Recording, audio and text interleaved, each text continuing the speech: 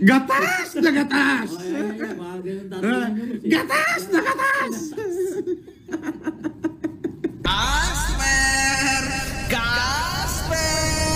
Fuck you. Ano, makagago? Galingan mo pa!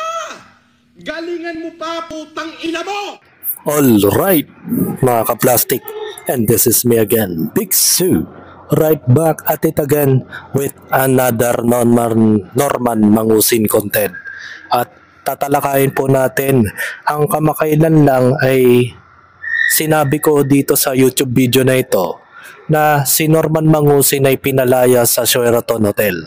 At the same time, natalakayin natin ang tungkol dito kung bakit, ano ang dahilan kung bakit nawala siya o pinalayas siya sa Sheraton Hotel, mga kaplastik. So parang may kumakalat na balita, mga kaplastik, na hindi po siya actually naban sa sinasabing hotel. Kasi sa mga oras na ito ay pinakita ni Norman Mangusin na active pa rin siya sa nasabing hotel at nakakain pa nga siya dun. Pero may nagsabing comment, ito lang, bago-bago lang, base sa comment 29 minutes ago sa account ni Babylin Apalon, ay sabi niya, madaming pre-hotel vouchers po sa lahat ng casino. Lalo malakas kang manalo at matalo, ang hotel vouchers po ay piniprint lang once na reach mo ang points for free. Maaari pong ipagamit sa ibang tao ang pre-hotel at pre-food. Yan si Mangusin, nanghihingi lang marahil ng pre-hotel voucher. Yan ang sabi ng isang netizens na kabago-bago lang na comment. Dahil may kumakalat nga ngayon sa social media na nagla-livestream si Norman Mangusin na nasa Sheraton Hotel siya, mga kaplastik. Ang katunayan niyan, mayroon pong video na kumakalat. So panoorin natin ang video na yon, mga kaplastik. Ito po yung video na yon. Ayan.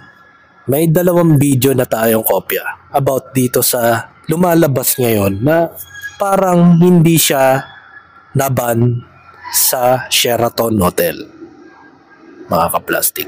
So panoorin natin yung video kung ano nga ba talaga ang sinabi ni Norman Mangusin dito sa Sheraton Hotel.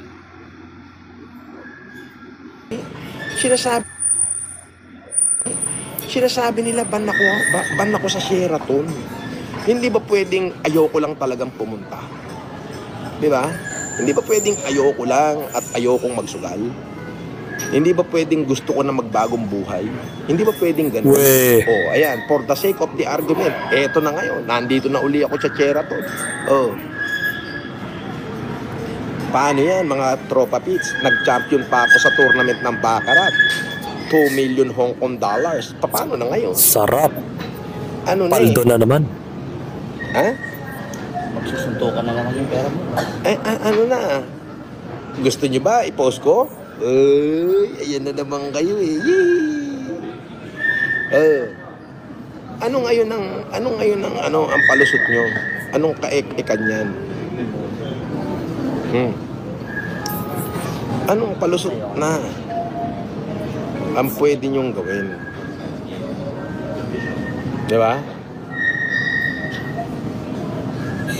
Anong palusot ang pwede nyong gawin?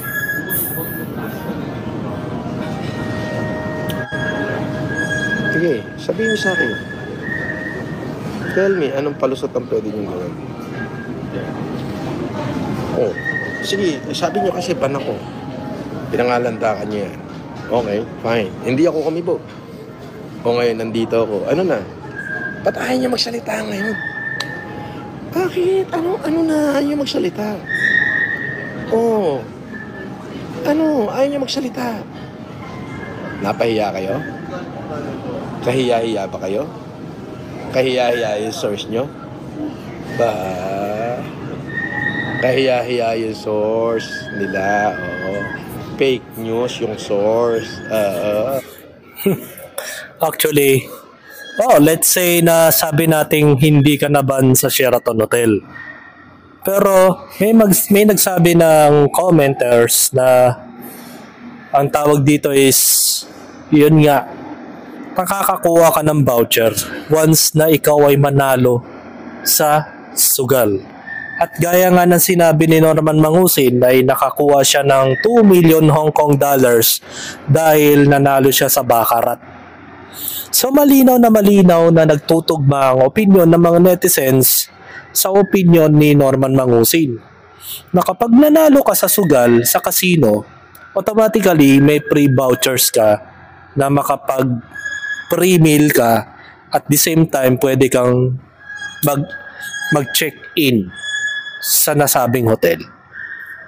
Pero unfortunately mga ka-plastic, kung totoo man yung mga testamento ng mga rumboy dyan, bakit hindi sila nagreklamo sa admin nang sa gayon ay na-mitigate itong si Norman Mangusin na pumasok sa nasabing hotel? Pero bakit parang ang nangyayari ay kinukonsinti ng management ng Sheraton na pumasok pa rin dito si Norman Mangusin matapos ang pambababoy ng kanilang mga kagamitan, mga ka-plastic. Diba? Kung matatandaan nyo yung mga recent videos ko kung ano yung mga nangyari, diba? Kahit sa ibang vlogger ay pinakita kung paano siya maging dugyot sa mga utensils ng mga hotel, mga ka-plastic. So, nagmamalaki na naman tong si Norman Mangusin na fake news daw ang mga lumalabas sa social media dahil nakabalik siya sa Sheraton. Kaya hindi ka lang naman nakapagsalita dahil para hindi na lumala ang issue dahil diyan ka lang nagre-rely sa casino. At the same time, kaya hindi mo kinalaban ng Sheraton dahil alam mo sa sarili mo yan na kaya mong manipulahin ng sitwasyon. At saan nang gagaling yung mga pinangsusugal mo? Sa mga palipad ng mga taong naniniwala sa'yo? Diba? Yan ang ibig sabihin nun, mga ka-plastic. So, may mga comments dito. Ayan. Yumabang na naman, tuwan-tuwa nakatikim ng free foods. Kahit anong gawin ng iba, walang makakatibag kay FLM. Iyak tawa lang. Yan.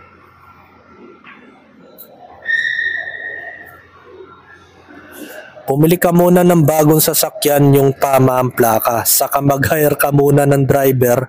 Wag yung kung ano-ano ang kinakayabang inuuna mo. Baga. Actually, hindi lang sa ito. Sabi nga ni Bembang, sweldo niya sa YT. Kaya may pangyabang na kung ano. Kung ako, di ko na panonorin. Di pwede ang bata yung ganyang salitaan. Pero marami pa rin naniniwala sa kanya, mga ka-plastic. Yan ang unfortunately. At maraming pa rin nang nagsusubscribe sa kanyang channel. Automatically, nasa 17,000 and counting ang kanyang subscribers count. Dahil sa kanyang mga pang-uuto sa mga tao, mga ka-plastic. Yan, gatasan nyo ng gatasan din kayo. Huwag nyong pansinin yan, kulaong na yan. Diba, mga plastic? So, panoorin natin yung second video. Nandito pa siya, sa Sheraton Hotel. Ayan. Okay na soup. Masarap. Bibigay. Mukhang wala na yung mga utensils na mga table napkin . Oh, iyan. Hatiin mo sa apat. Soup na ba?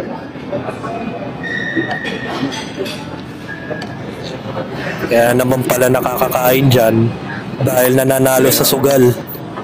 Seafood ka, seafood.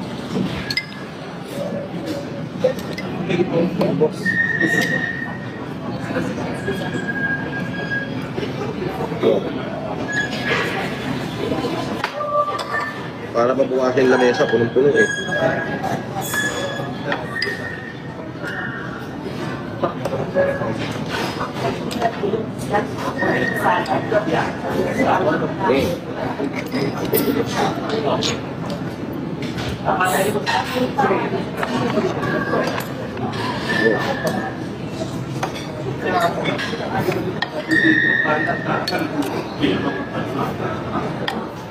Dito ka, Casper.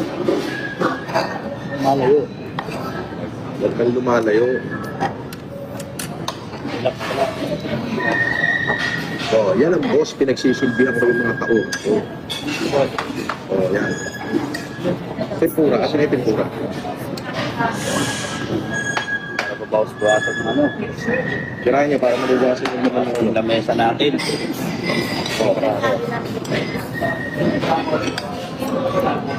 Oh, so, ano? Oh, parang buwasan. Hindi nyo na yan, parang buwasan naman ng laman. Yan, ito yan, sabasawa, no? Tempura. Malaki yung tempura, oh.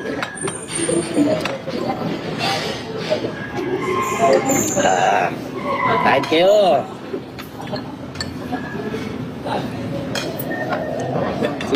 Baka ng tempura to, ah. Nako, nagka-ads pa.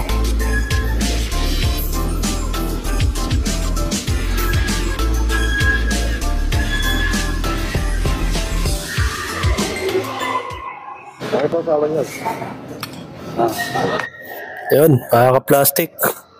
Karoon pa ng ads yung Facebook page nito. Ay, nako. Mga ka-plastic, alam mo, yan mga ganyang galawan ni Norman Mangusin ay alam naman natin na kaya niyang manipulehin ang sitwasyon. Kaya nga walang problema sa kanya mawalan ng lisensya eh. Dahil kaya rin naman niya mag-drive without license, mga ka-plastic. Gaya nga ng sinabi ko. At the same time, ito, tulad nito, sabi raw, nabandaw siya. Pero yun, nagpapakita siya ng mga bagay na nakakakain pa rin siya sa nasabing hotel na nabandaw, di umano.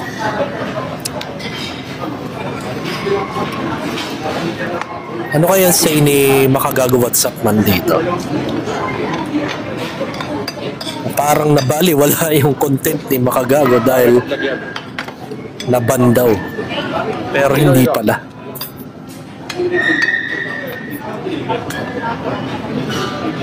Dito, after. Namantak. Okay, alisin nyo na yan. Tanggalin nyo na yan. Hindi yan, yan. Bigyan kanin yan. Buto mo na yan. Kaya, very, very well done. Very well. Wow.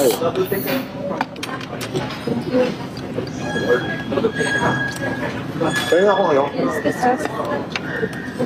Ito pala.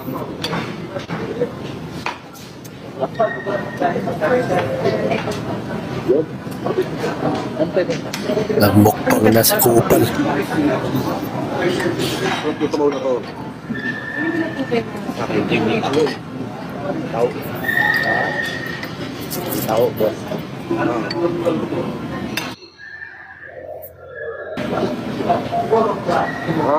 Huwag ka magkakalubog mo. Kain kayo. Ano say ng netizens? Pakita mo nga yung kaka. Sick oh. Sabi nga ni John Dave, enjoy while it lasts. Walang ganyan sa Oblosun. Take to pick. Oh, kainin ko. Kasi nalalapit na po yung kanyang pagkulong. Dahil by January ay arestoy na daw di umano ng NBI at PNP dahil sa patong-patong na kaso ni Norman Mangusin. So abangan natin talaga kung e-epekto ang mga demanda ni Makagago at the same time ng ibang mga vlogger na naging tinarantado ni Norman Mangusin. Diba mga ka-plastic? So tingnan natin kung talagang mangyayari yun.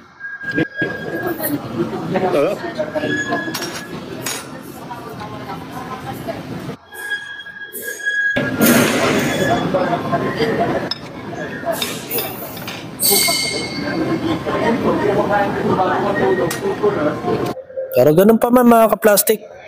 Ito na po yung ito yung official na pangyayari ngayon na kay Norman Mangusin na maliwanag na hindi siya naban. So hindi ko lang alam kung anong say ni Makagago rito, pero search natin si Makagago WhatsApp man. Sabi ni Makagagod Sapman, mga kaplastik, Norman gusgusin parang walang breakfast. Usually pag nasa Sheraton 4:59 AM gising ka na para sa pre-breakfast. Sa 10 sabi mo kasi 11 kasi nungalingan. So yun. May mga latest video siya about dun sa Sheraton. Yan. May mga nagtanong din, boss, bakit siya nakabalik? Yan. So, walang malinaw na sagot. Ito. May mga nagsabi ng rumors. Ito yung rumors. Pumayag na daw pala yung uutangan niya ng pera para sa humanitarian niya doon sa mga bata na may hydrocephalus at cancer patients. At ang balik is yung kikitain na revenue sa gagawin na video at sa mga susunod pa niyang pambayad.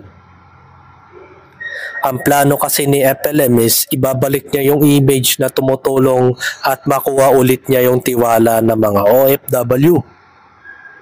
Maaari pang tumubo yung pera na hiramin niya, and top of that, may credit din yung mga pinahiram ng pera. Nangako din daw na pambayad din yung mga kikitain niya sa YT kasi front niya yung may palipad pa din siya at nadadagdagan yung dahil sa nasabing humanitarian. Ang sending pinagsugal, bakarat. Yun. Gaya na sinabi kanina ni Norman lang daw sa Sheraton yung pera at natalo daw. Matapos ginamit niya yung opportunity ding yung Sheraton sa Sheraton issue niya ay para maugal lahat ng buzzers niya. O, di ba? Yun yung paliwanag na maaring ginamit niya yung oportunidad niya about dun sa issue niya sa Sheraton. Kaya ginamit niya yung Sheraton at ipinakita niya na hindi daw siya naban. May natira pa naman daw sa pera. Kaso, any of his action may fall back yun sa kanya. Abangan nyo lang. Hindi pa malinaw yung sa Sheraton ban issue niya.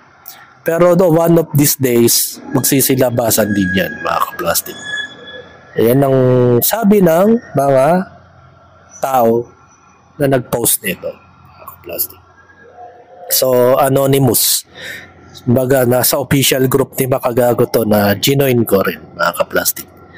So, yun, mga kaplastik, wala pang malinaw statement ng Sheraton kung naban na ba talaga si Norman Mangusin sa nasabing Sheraton Hotel. O bakit nga ba siya nakapasok muli? At yun na nga ang dahilan. Nanalo kasi siya sa bakaran. Yun ang sabi niya. Kung talagang nanalo siya. At gaya nga din doon sa commenters kanina na binasa ko, may free vouchers kasi siyang natatanggap. Even yung mga ibang tao na makatanggap ng ganon ay pwede niyang hingiin yun at ipaprint ng peke, di ba? Pwede naman ipaprint yun at ibigay yung vouchers na yon sa nasabing hotel at yun ang panglibre niya. So yun, nangangulugan lang na hanggang ngayon umiiral pa rin ang pagiging buraot ni Norman Gusgusin. So hanggang dito na lang ang aking opinion. And this is me again, Big Sue. Lagi nagsasabing ang mga plastic ay matagal mabulok dahil ang mga plastic ay toxic. Kaya, what's up mga ka-plastic? And this is Combid, commentary video ng video live stream. Signing out. All right.